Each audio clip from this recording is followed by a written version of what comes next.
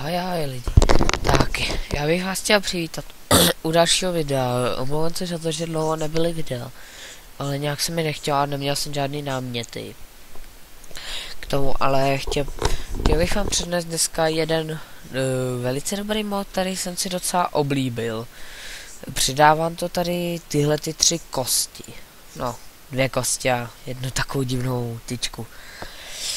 Já hlavně používám tuhletu a tu tyč. Tady ta je vám vlastně k ničemu. Tu můžu rovnou dát pryč. Tak. Tady to. Teď normální skin.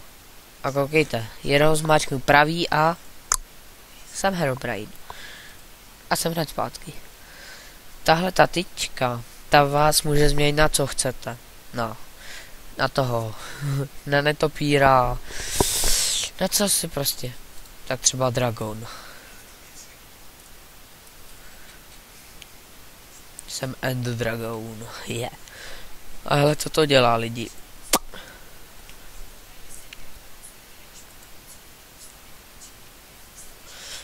Tohle je dobré.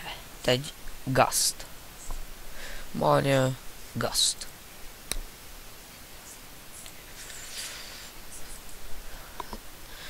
Tady můžete vejít cokoliv. Třeba Creeper. Ten nevím proč se mi hrozně líbí. Koukejte co dělá.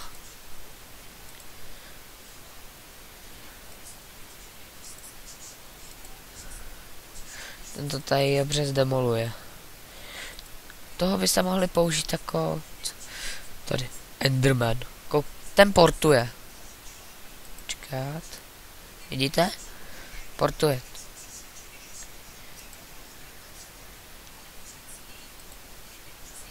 Portuje to. Přesto nevíde. Je to prostě dobrý. Tak. Co dáme? Třeba tady golem.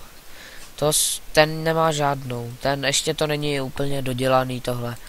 Tady máte krávu. Ta vám dává různě houby. A nedává vám jenom jeden druh. Ta vám dává všechny. Jak vás prostě napadne. No, to se hodí. Když tak, kdybyste si chtěli udělat polivku, tak jich pak máte zásobu. Tady máte třeba piga. Ten vám dává propečený stejky. To je takové výhodné a nemusíte honit. Tady máte šip. Já mám teď zrovna na sobě růžovou. Ne, fialovou. A to hází vlny. Prostě když máte nějaký zvíře, tak vám to hází tu věc, kterou z něj padá, když ho zabijete. Skeleton. To má dobrou výhodu. Střílí co hrozně přesně šípy. Normálně to střílí šípy. Snowmani, to je asi jasný, co to dělá. Má střílí sněhový koule. Witch. Tady normálně hází na vás lektvary. Chicken. To si myslíte, že z něj asi padá kuře. To nepadá. Z něj vy můžete z něj střílet takhle vejce. Blaze. Je to podobné jako Ender Dragon a Gust. Střílí to prostě koule jenom. Tak tady máme Magma Cube. Ten bohužel nic nedělá, což mě naštvalo. Ocelo taky. Players to jsem já, jak jsem vám ukazoval na začátku. Silverfish, to má výhodu. Koukejte. To nám tady dělá Silverfishe. Ale tady úplně ta nejhlavnější věc je tahle kost. Tuhle hrozně potřebujete, jinak vám to nepofachá. Jinak nic nebude. Tady slime, to bohužel taky nic nedělá. Jenom jsem... A tady spider. To vám dělá takhle pavučiny, tady ta věc. Já vám tady jen tak v rychlosti ukážu, co ten spider dokáže. A uvidíte, že to není fake. Já bych nerad teda si přepínal, když tady jsou ty silverfishové, protože A nemyslete si, že po vás ty zrůdy nepůjdou, když jste převlečení. Oni na vás půjdou. Názorné předvědu.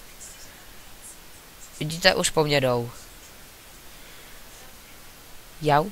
Sakra, oni jsou za mnou. A si nějak myslíte, kluci? Tak a koukejte, co ty spideři dokážou. Bang. A jsem nahoře. Normální spider. Villager, ten vážně nic nedělá. Villager.